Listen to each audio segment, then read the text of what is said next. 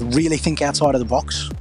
Keep all your options open, everything. If you've got an idea in your head that you've been thinking of, now is the time to give it a go, because no one's going to judge you. I'm Dani Valent, and this is Dirty Linen, the podcast that takes the issues the hospitality industry finds hard to air in public and shakes them all about. As Melbourne heads back into lockdown, I thought it was a really good time to catch up with Sam Pinzone, a food consultant who works across different restaurants in Melbourne. Personally, I feel a little bit shell-shocked. I've just been away for a few days on the Mornington Peninsula. I've just jumped out of the car, unpacked a bunch of food, and I'm looking around my house thinking, I'm going to be here a lot for the next 6 weeks. It is such a weird feeling. I know this feeling, but I didn't want to feel it again. And I just know that there's so much heartache, hardship and bloody hard work that people are doing to prepare for this lockdown and hopefully to see a way that they can come out the other side. So, Sam, tell me what you've been doing today. Yeah, well, I mean, today's been a real tough one. They only gave us just 24 hours notice, sort of. Everybody's sort of come back and, they've ordered, they've got things in place. They've got customers who have booked in, whether they're restaurants or cafes. Now you got to sort of call everybody and tell them, no, we're not doing it. And then today too, we came in and it was a big rush too. Like, everybody rushed us. It was really hard to, turn some people away. And I think too, owners are in two mindsets about, whether or not, when we had the discussion today, I won't mention where I am, but, the owner's like, oh, bugger it, we'll just bring them in and we'll just take as much money as we can, because it didn't look like today that anybody really cared about the social distancing. Everybody just wanted to get that last brunch in or that last lunch in. And for the owners at the moment, I guess it's money that's their concern. We've had... That's so tough. Yeah, and when the customers come in and they're all lined up at the door and they're like, oh, we don't care. Like, we literally had customers today standing there saying they don't really care, they just want to come out and eat. I mean, isn't that what got us into this mess? Yeah, exactly. I find that really scary and concerning and depressing, to be honest. I mean, I know that people don't want to... I know that no one wants this to be happening, but I just find it bizarre and baffling that people think it doesn't apply to them. That's right. It's quite scary, and I kind of feel, for restaurant owners and cafe owners, because it puts them in a predicament too, because they go, oh, well, we're going to possibly shut down, and some don't have the opportunity to do takeaway, or they don't want to do takeaway because it might hurt their brand, or there's just so many different scenarios of it. And today I said to the guy, I said, don't do it, don't take the risk. We want to do it the right way, because we don't want to be in this position ever again. Like, this has got to be the last time we go into this. The council, these guys have got a shed out the back where they keep everything, but the council we found out a day or two, they're going to take that away. So today, a lot of the dry goods and all that kind of stuff have come into the restaurant. So at the moment, it's like a jungle. You're kind of just sort of scrambling around. Oh, that's so heavy. Yeah. And then you've got people that just, it's going to be their last shift for 6 weeks. And you've got to have that conversation too. And that's always a hard one. How do you approach that conversation? Yeah, look, I mean, we are trying as best as we can to, open up different avenues. We're trying other things. We're going to do some burgers and sandwiches and stuff in the mornings. We've got one guy coming in from 4 a.m. till 6 a.m. Just going to make some sandwiches in the morning, and we'll pay him what we can, and he can take what he can, and we'll leave it at that. And he's happy with that. Yeah. It's been a pretty rough day, and the mood too of, I think, the workers is just, it's hard to keep morale up because they know that they're going to go back to this. I think it's so hard in those circumstances for the staff and the owners to also be that policeman, to be spelling out the rules over and over again to people who don't want to listen. I guess from that point of view, I can understand where you just throw up your hands and you're just like, what? Just okay, whatever. Let's just get through this day. So, but must be really hard. Yeah. So tell us, Sam, about. It is. It's a pretty tough one. Tell us about what you do from day to day. Normally, you work across a bunch of different venues. Yeah, so I've got about 4 or 5 places that I look after at one given time. One of them is a big catering company, and normally I'm more of a. I used to be a chef, but these days, for the last sort of 6 years, I'm more of a numbers guy. I'm train. I try to train the chefs on how to understand their food cogs and their labour and what they're buying and how to write their menus. And that for me can spread, across. Could be a fine dining restaurant, or it could be a cafe. And I was lucky early in my career to, my uncle grew up in pubs, so I guess and not anything fantastic either, just the Parmigiana sort of style pub. But I sort of learnt that before I got the chance to go and work with Neil Perry and a few other really good chefs. And then I sort of learnt that food could be so much more.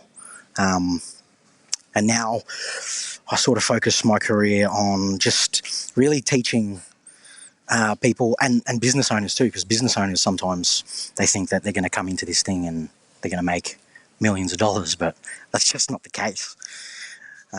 It can be a bit of a rain check, really.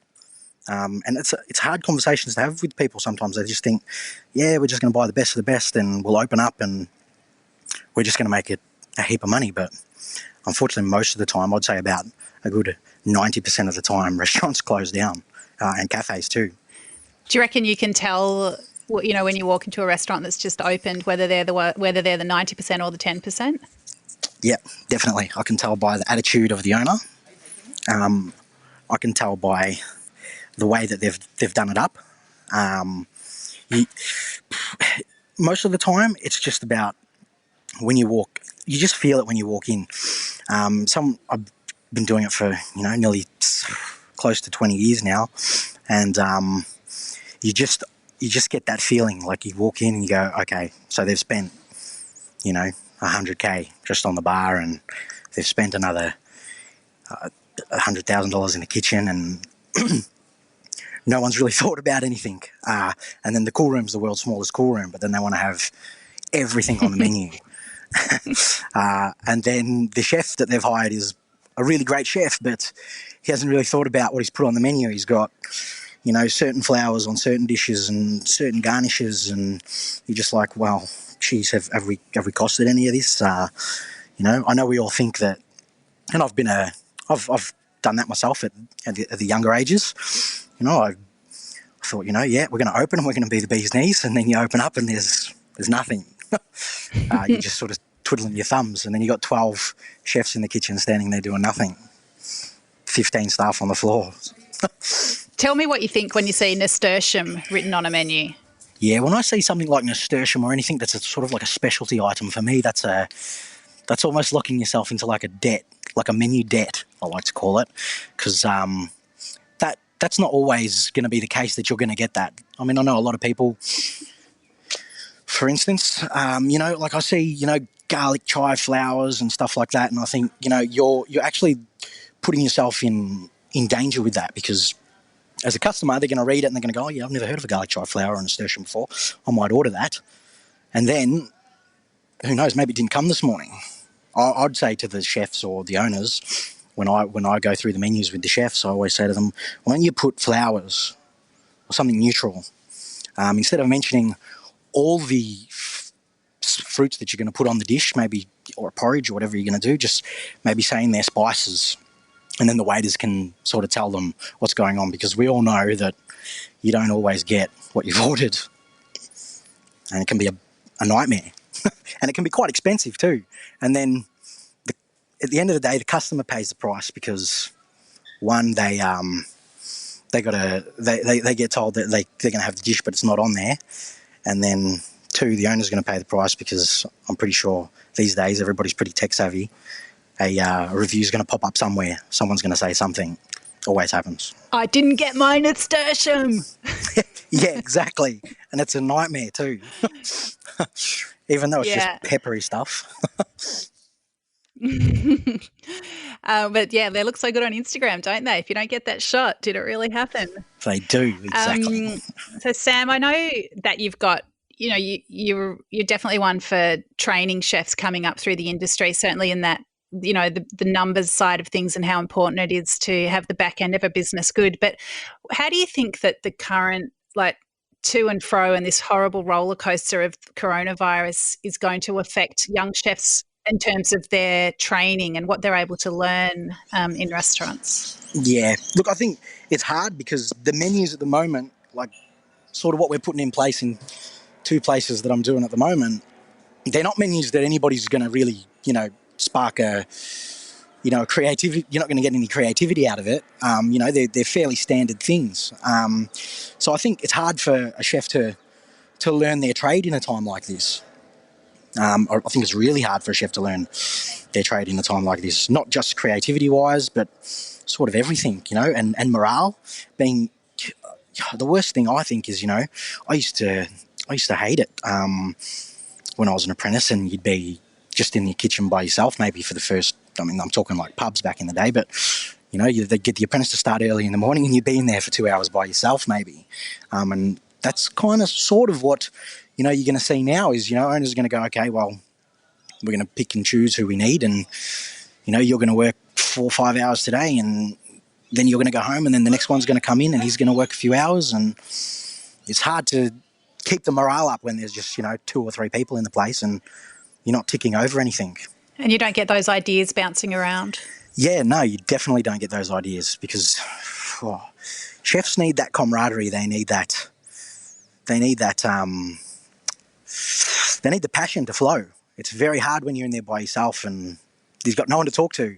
You're just maybe, making some sandwiches or making some burgers. And the only thing you're listening to is that little bing, bing from the Uber. Hopefully. And then if you're not hearing the bing, bing, that's even worse. Yeah, then it's just depressing because you're standing there. Okay, you're getting some money, but it's just really hard. So what would you say? I mean, how can we help people, the business owners and the people working in the businesses? What can they do, I guess, to make the best of this second lockdown, but also, in terms of their business, but also in terms of their morale and in terms of pushing on with their careers and their learning? Yeah, look, I think they need to, I think you just need to maybe kind of think a little bit more outside of the box. Where I'm sort of trying to push in some stuff that, is not their normal sort of stuff that they'd be selling. We've got T-shirts and we've got other stuff like that we sell in the shop, so we're trying to get that moving as well. Hand sanitizer, everybody's doing hand sanitizer and all this other kind of stuff. But just trying to sort of think outside the box, maybe offer, something that's a special that they can come buy once a day and pick up. We've got some waffles and stuff like that we're going to have left over. We don't want them to go to waste. We've got some pancakes mix that's still there. So, I've said to the chefs in the morning, chef in the morning, when you come in tomorrow, maybe do a takeaway special. And hopefully someone will buy it, play with it and see what you can do. Pull out a bit of paper, come up with a few ideas for when the lockdown is finished. And, sit down, try what you can with what you've got. Talk with the owners. Do you mean in terms of the produce that you've got sitting around, play with a few dish ideas, that sort of thing? Yeah, not ordering anything extra, but trying to do with what you have. Just so you're not sort of idling away the your time. Little cool room mystery box. Exactly, yeah. Yeah. It's just like a big MasterChef mystery box in your cool room. Yeah, that's a really good idea. I love that. And then if you come up with something and there's a bit of stock there, that could be the kind of thing you put on as a special. And then would you then put that out on Instagram, or how do you think people should be connecting with their customers? I think definitely, Instagram, but it's a very polluted market as well. One sort of thing that we are doing in one of the areas is, I think especially in a suburb, I feel for the guys in the city, but I think in the suburbs, flyer drops, things like that, just giving them out to your local postie to go around and post it. If you're good friends with your postie, sometimes they'll take them and they'll go around and drop them in. Oh, I didn't know the postie would do that. Yeah, they definitely do. Get maybe for some waffles. Yeah, exactly. Come past, bring the pamphlet with you. We'll put it in the bin, the pamphlet, and then we'll give you a free coffee, and they might buy something. Yeah. Just offer something That's to the a great community. idea. And the community will support you. I've seen it through the Pay It Forward campaign that we started out at Milk and Wine. As soon as we started to show the community that we cared about them, they came back and they started to care about us, and they did fairly well through opening during that kind of nightmare and losing their chef at the same time. Well, that's amazing because you actually opened a cafe right at the start of shutdown, didn't you? Which I thought was the most wildly optimistic thing I'd ever heard. But so tell me about that. Yeah, I mean, there was a part of me too was like, geez, if this happens, everybody's got to get paid still. We've just hired all these people. How are we going to be able to move forward? Our opening day was exactly the day of restrictions. Everybody was sort of in hysterics. It was quite hard to, try and push everybody on, but me being me, I'll annoy you until you do it, because I believe it'll work. That's why we went out and, I did the first social media post with, if you're struggling and you just need help, give us a call. And, it started with just my Instagram and Milk and Wine and connecting to that. And then the guys took that and ran with it. They started doing stuff on the Bopple app.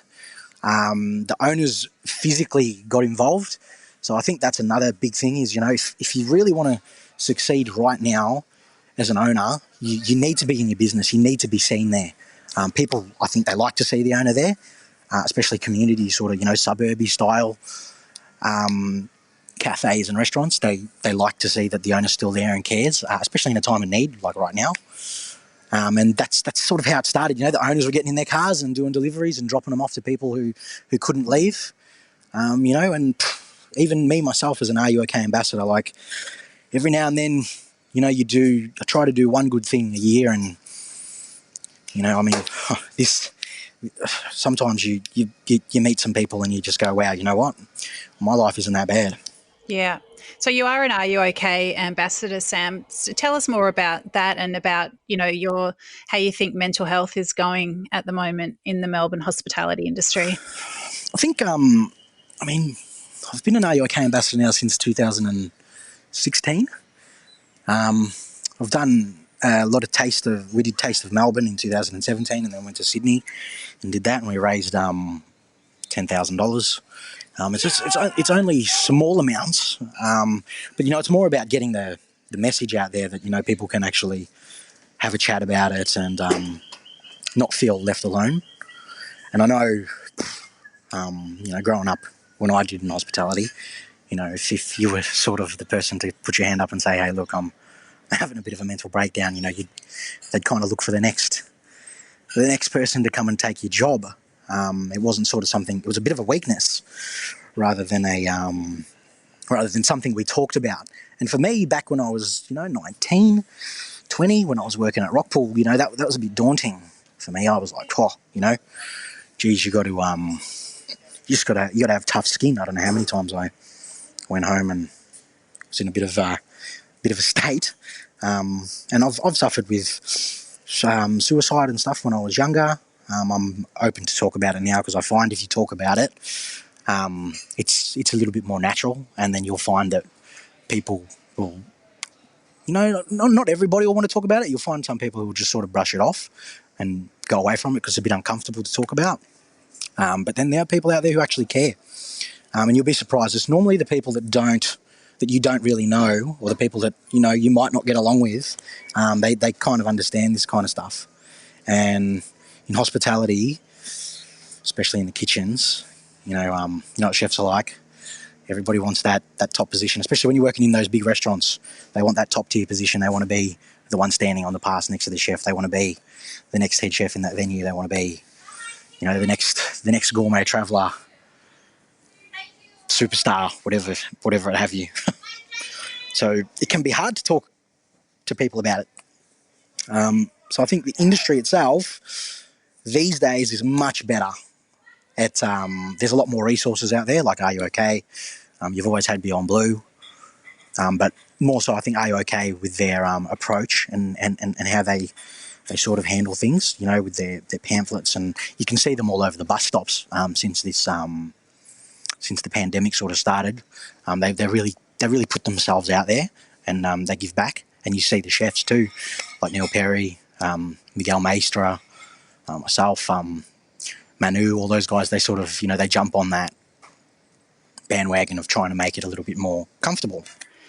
What was it for you that made you go from that feeling that you couldn't show that weakness or vulnerability to feeling like it was something that you could talk about? I think for me it was when I realised that bottling it in was making me very angry.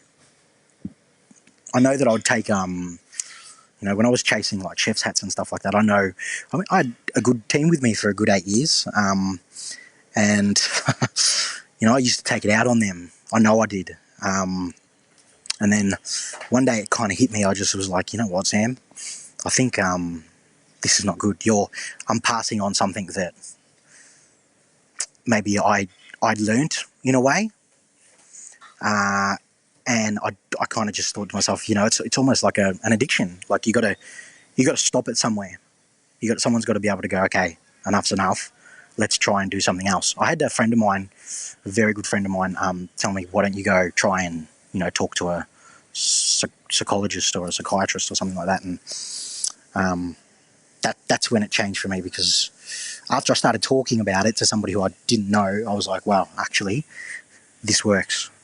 And then I became a lot more comfortable with who I am as a person, and I also became a lot more comfortable with who I was as a chef, and being able to pass that on to my chefs and letting them be able to pass it on to the guys below them, because there's nothing like, the head rots from the top down.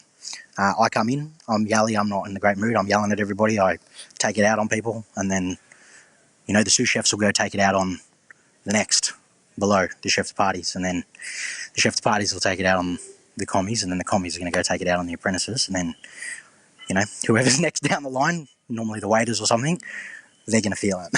So did it change your ambitions as a chef? It definitely did. I think too, in 2017, I was really lucky. I got to go to the Good Food Guide at a really young age, so I got to really experience that. I was lucky. I got Gourmet Travellers stuff. I've actually done quite a lot in my younger career. Not that I'm not young anymore. I'm only 31, but I've done a lot more than I thought I was going to do. Like I got my book. I published my book in 2017. So I think doing all those, getting all those things done and ticking them off as well, sort of allowed me to go, you know what, we don't have to be like this to achieve those things. And now, as a consultant, I try to go in there with as many processes and as many, and with an open mind as I can, because I know you meet all sorts of different chefs and owners, and everybody's got ideas, and you learn from everybody every day. As a consultant, doesn't mean I know it all. I definitely don't. I walk into places and I go, you know what, this guy's right, and I take the bits that I learn every time and I adapt them to myself. And that's what I teach my chefs in menu writing and costing and even in their prep. What do you mean with their prep? I think, sometimes we can get caught up in, like I know, depending on where you are, this is as well. I think if you're in a fine dining restaurant, and the chef wants, 2 millimeters by 2 millimeters diced, then that's what the chef wants. But do we have to waste the end of the onion? Do we have to throw out the top of the leeks? Can we actually do something with those things? Because I remember we used to take out the membrane of the of the capsicum. And, I used to think to myself, and then we'd put that in the bin and I'd go, you know what, you can actually make a coolie out of that, or you can actually do something with that. You can actually do something with every part of anything. You just got to sort of think about it and how are you going to use it. And not just throwing it into a stock, because sometimes, I know chefs, will just throw that into stock, but it never ends up in a stock. It just ends up in the bin or ends up rotting somewhere. That's about 80% of the truth. That's what I find happens. Yeah. Yeah. So maybe that's a good lockdown project, is just to, pick up a capsicum or a pumpkin and think about some other things that could be done with it. It's actually like I see, a lot of people with the pumpkins, especially like the Japanese pumpkins, they peel them. And I think to myself, why peel it? Why peel it all that beautiful skin off when, if you're roasting it or you're frying it or pan frying it or something like that, that skin's got a really, really good flavour. You can do a lot with that skin, but we just don't. You just get stuck in a way. Especially, it depends where you come from. I was lucky enough to start in a really, really, Parmigiano sort of like I'll say a cowboy sort of joint. So I learned a lot of cowboy ways in the beginning. But then when I went to work with guys like Neil Perry and Jacques Ramon, Paul Wilson, I then adapted to the way that they do things. And I was like, okay, so there's pluses to being a cowboy sometimes, and then there's pluses in being, a really, really great chef. But combining both of them is a really, really, I believe, a strong attribute. You've got so much, such broad experience. You've packed so much in to your years. What can we distill from your experience to advise people as they go into this lockdown and out the other side? Like, what are some of the ways that they could position themselves best to be able to come out the other side positive, passionate, and with a viable business? Yeah, look, I think, really think outside of the box. Keep all your options open, everything. If you've got an idea in your head that you've been thinking of, now is the time to give it a go, because no one's going to judge you. There's no food critics coming. There's nothing really happening at the moment. So keep an open mind. Go into it with passion and just give everything a go. Like I said, we're selling t-shirts and kids' beanies. What do you think's what's the industry going to look like after we come out of this? What do you think's going to fly? What are people going to want? I think they're really homey sort of style stuff. I think we've gone through the lasagnas and the pasta bakes and, all that kind of stuff. But I think, for cafes, if you're out there, I'm saying do, your brekkie burgers, maybe your chicken schnitzel sandwich. Keep it simple. But also, don't be afraid to ask your customers if they're coming in for a coffee, what they might want to see. Because they're obviously the ones who are going to buy from you. Depending on where you are, maybe have a look through your area. I know where we are, one of our places, there's not many burgers around this area, so we've decided we're going to do burgers, but we're also going to do brekkie burgers during the day as well. We're going to do another round of flyer drops. And on those flyer drops, we're going to let people fill them out and sort of just, give them back to us, and we'll see what we can do. What are you going to do tonight, Sam? Are you going to have a quiet one or go to a restaurant for the last time? What are you going to do? I was going to go out, but I'm probably just going to take a few burgers from here, to be honest with you, and cook them at home and just relax and probably watch my partner play the PlayStation. Yeah, right. It sounds pretty chill. I'm just going to chill, yeah, and then get back into it tomorrow. It's got a strange feeling, almost like a sudden New Year's Eve kind of vibe in Melbourne this evening, which to me feels a little bit, a little bit scary. Like, I don't know. I want the restaurants to sell all their produce. I want them to have as much in the bank as possible. And I totally understand the sentiment of going out there and enjoying them. And so I guess by the time people listen to this, they'll attend New Year's Eve, and then we're all going to have a big January one. It's such a weird one. It is, and I'm looking forward for it. I just really want it to end. So I wish, the panic buying and all this other stuff that's going on, I wish that would just stop. But I really just I think people need to understand that it is going to affect us. It is going to be really hard in hospitality. But there's some part of me still that thinks a little bit of this is going to be for the better. We're going to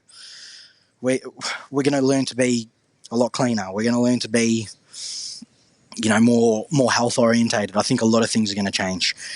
People are going to be, that's one thing I haven't seen lately is a lot of rubbish in the street. So I think there's some pluses to this. We just got to remember that when we get out of it, that we've been through it, and all the little factors leading up to it, we don't repeat. Well, I suppose we're all just, wondering how we've got back into this situation, and it would be great. I think, what I feel from you and what you just feel from everybody is we would love to know how this happened so it doesn't happen again. And there is a lot of finger pointing. There's a lot of there's just a lot of frustration because it felt like we had a lid on it, and it felt like we were going to be able to slowly open up and people were going to be able to regroup. And, I think the energy that people need to put into shutting down again, pivoting again, and, that light at the end of the tunnel just gets that little bit further away. It is so incredibly difficult. But Sam, it is so nice to hear you talk about ways that we can make the most of this second lockdown, ways that we can approach it, think about it, make the best of it. And also so nice that you think that there are permanent positives that are going to come out of it when we actually do get out of it. So it's been, brilliant to have you share your experience and expertise, especially at the end of such a tough day of packing down and, having some hard conversations. So thank you so much for chatting with Dirty Linen today. No worries, Dani. Anytime. Thank you very much for having me. If this conversation has brought things up for you and you need some support, contact Beyond Blue at beyondblue.org.au or 1300 22 4636. You can also contact Lifeline on 131114. This is Dirty Linen, and I'm Dani Valent. We air the issues that the hospitality industry finds hard to talk about. We spend a week thrashing around each issue, hearing from different people with unique perspectives. We want to hear from you as well. If you have something that needs to be said about a topic, get in touch so we can include your perspective. Contact us at dirtylinen@deepintheweeds.com.au or hit us up on Insta at Dirty Linen Podcast. We can't wait to hear from you. This is a Deep in the Weeds production.